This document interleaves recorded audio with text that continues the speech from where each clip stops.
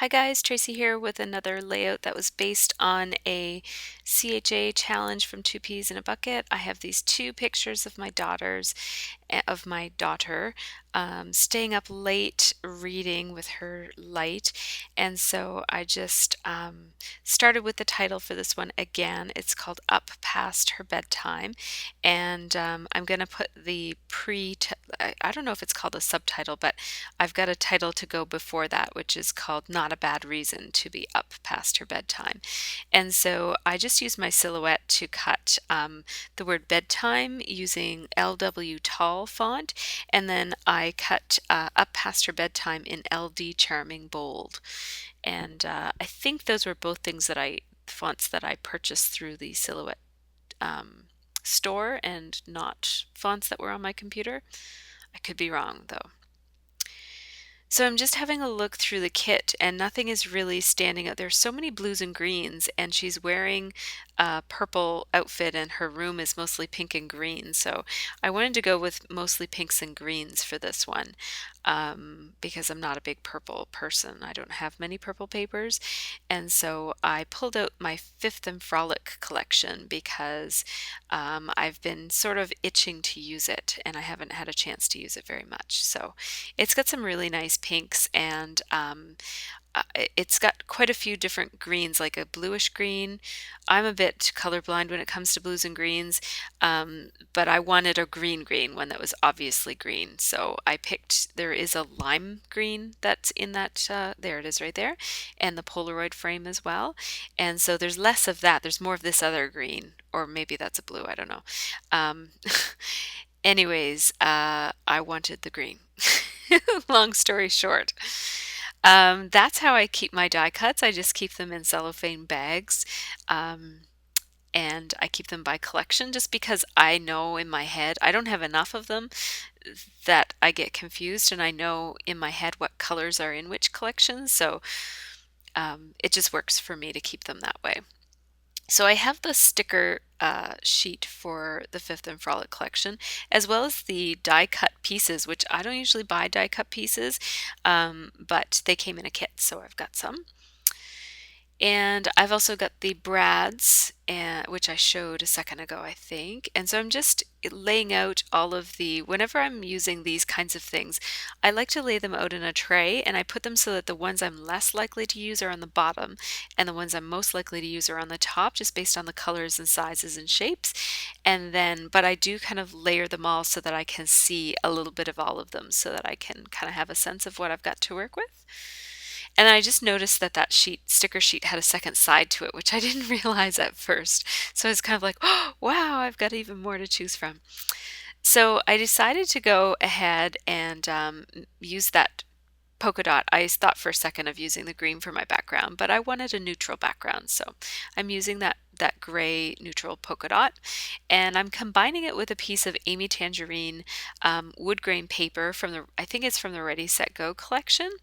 And I love that paper, and I wasn't sure if I could make this work because it's very orangey compared to the Dear Lizzy collection that has a lot of pinks and greens and blues.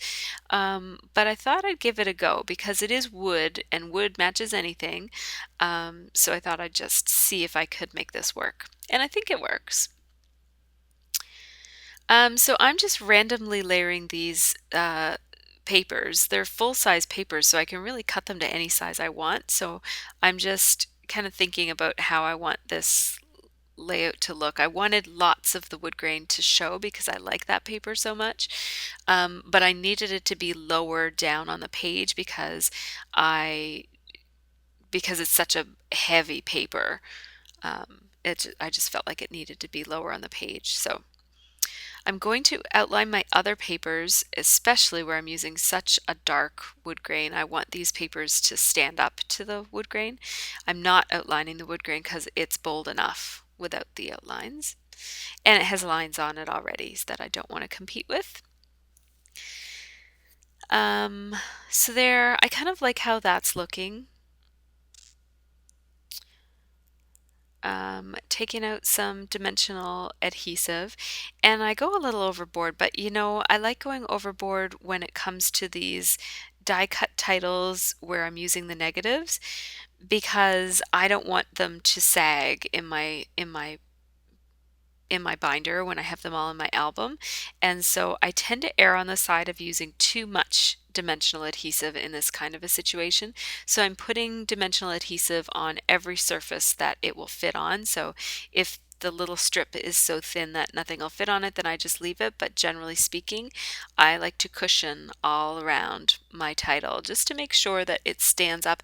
What that does is it gives it a really nice shadow when you flip it around. And if it might sag in, then you're going to lose the shadow effect, which is the whole reason that I cut this out on my silhouette. So I don't want to lose the shadow. It's not really essential that you take the backing off of all of these because some of them, I mean, they're just there to hold the space more so than to stick, but I ended up taking them all off because you might as well. So I decided to put that piece up off the bottom. At first I was going to have it be right on the bottom, but then I thought I wanted a little bit of that gray that gray polka dot showing at the bottom, just because I liked it better that way. And I'm just leaving my letters there to hold the space so that I know that I've got the right amount of space. Basically, I want the letters that go up in the air to touch the pink paper, and I want the letters that go down like the P to touch or to be in line, I guess, with the word bedtime. So this is a floral paper that has, so right now I have a pink and a green paper, and this is a floral paper that has both the pink and the green in it. So I thought it was important to use this paper. I ended up almost entirely covering over it, and I used a lot of pink and green elements in my embellishments. But at this point, I didn't know what my embellishments were going to be, so I wanted to make sure that I got something on this layout that had both the pink and the green in it, just so that it didn't look, just to tie it together a little bit. So I'm using pop dots on my inset picture, and I forgot to mat it. I kind of wasn't really thinking until I put it down, and I was like, yeah, that needs to be matted. It just wasn't popping out enough from the other picture. So I'm going to tear it off very carefully. I think I'm going to do that right now. Yep. So I've got this other pink paper that came in the same Fifth and Frolic collection. All of these pattern papers, except for the wood grain, is from the Dear Lizzy Fifth and Frolic collection. And so that's just the back side of some piece of paper. It's a slightly different pink, but I think it works because it's got a bit of a purpley hue to it, and that kind of pulls in the purple that my daughter's pajamas and just like the splash of light from the book light that she's got kind of casts a purple hue. And so yeah, I think that looks okay even though it's not an exact match. I don't always like to exact match my colors anyways. Just going to trim off the extra now so I get a better sense of what the finished layout is going to look like. And now I'm using my Zig two-way glue pen to adhere these words onto the page, and I'm just gluing them in the middle so that they, I don't care if they peel up a little bit.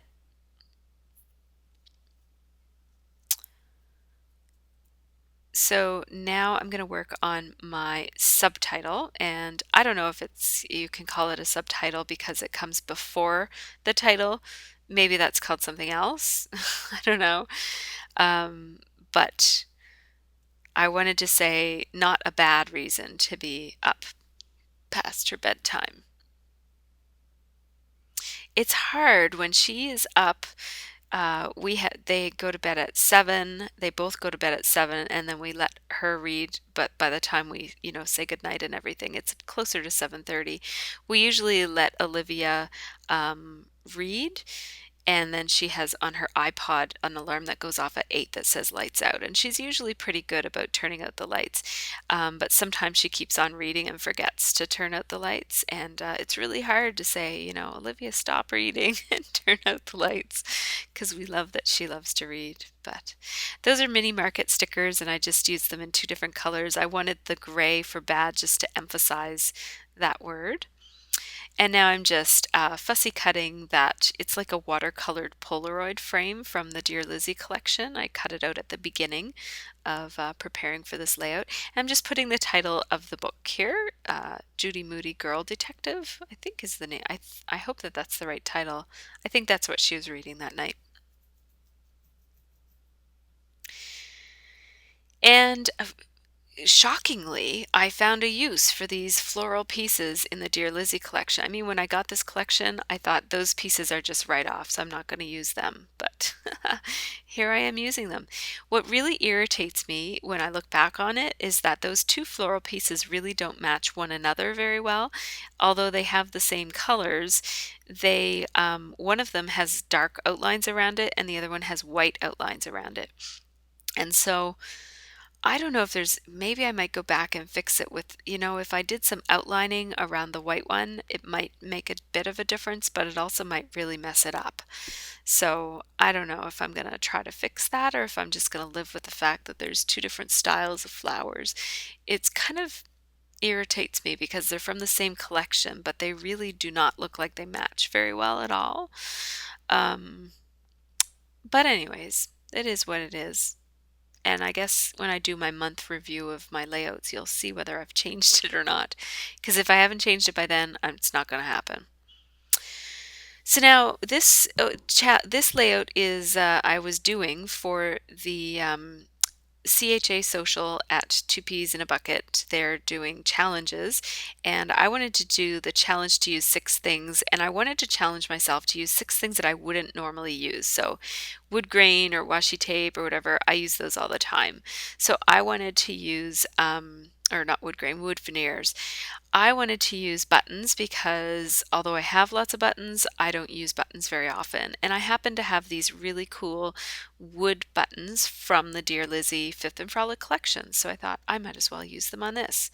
So I picked out 6 of them, although 2 of these 6 are from my mind's eye, but I'm going to switch out one of them. So it ends up that 5 of my buttons are from Fifth and Frolic and one of them is from my mind's eye. But right now you're seeing 2 and 3. So, because I really like that really dark button because it's wood, but it's just a little bit too dark. So I'm going to end up switching it out. Here's where I do that. And I have one of those elongated hexagons there that I bought a package of those just to use for layering and I just inked it with a Stampin' Up! Ink pad. I think I used Regal Rose for that, just to set it apart from the little girl that I was putting on there. I bought those specifically for layering with other wood veneers because I liked the elongated nature of them. I just thought they would make a good contrast, so I could do what I did there, like make it be horizontal when I put it on a vertical, when I use a vertical thing, and vice versa. I don't know if that made any sense because I wasn't very clear, but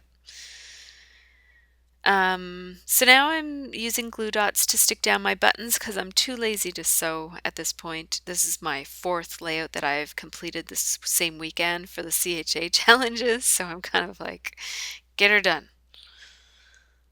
So I'm layering some long stickers there and just putting some elements from the sticker sheet together. I've got 2 horizontal stickers, and then that's a piece of one of the die cut pieces of paper, and so I'm just going to fussy cut around that because I didn't like it being square. I wanted it to be more unique shaped.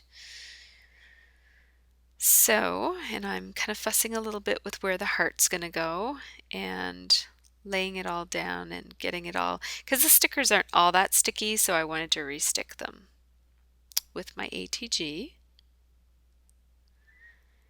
And yeah, I had a bit of trouble figuring out where I was going to layer that because I don't like how it lines up a little bit too perfectly with my subtitle there. I wanted it to be different from like not part of my subtitle, but it kind of, your eye kind of continues along there. If it was either up or down a little bit, it would be better, but it couldn't be. It needed to be there because of how the picture and the other things on the layout go. So, I mean, that's just part of not planning your layouts, right? Is that sometimes they don't turn out perfectly the way that you'd like them to be. So if I was more of a planner, I might have known that that was going to happen, like if I sketched out my layouts ahead of time or whatever, but I can live with it. The last minute I decided to stick that feather in there and I kind of like it. I'm struggling with how to use feathers, and so I like it stuck in there because I could see a real feather sticking in like that. So there's the photos. Thanks so much for watching, you guys. If you have any questions or anything, just leave me a comment. And until next time, happy scrapping.